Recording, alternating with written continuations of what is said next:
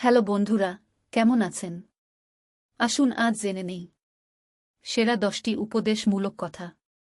সূর্যের মতো দীপ্তিমান হতে হলে প্রথমে তোমাকে সূর্যের মতোই পুড়তে হবে। এপিজে আব্দুল কালাম। তোমার ক্রোধকে ধমিয়ে রাখ, নচেত ক্রোধই তোমাকে নিঃস্ব করে দিবে।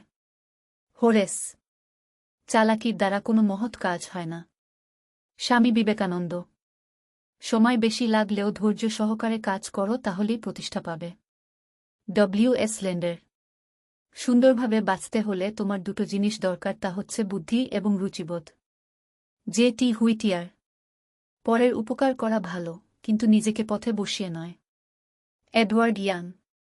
শৈশবে লজ্জা, যৌবনে ভারসাম্য এবং বার্ধক্যে ব্যসংকোচন ও দূরদর্শিতার প্রয়োজন। সক্রেটিস। বেফাস কথা বলার চেয়ে চুপ থাকাই শ্রেয়। George Hubbard. সবচেয়ে কঠিন কাজ হচ্ছে নিজেকে চেনা এবং সবচেয়ে সহজ কাজ হচ্ছে অন্যদেরকে উপদেশ দেওয়া। থেলিস। মানুষ পরাজয়ের জন্য সৃষ্টি হয়নি। তাকে হয়তো ধ্বংস করা যায়, কিন্তু হারানো যায় না। Ernest Hemingway.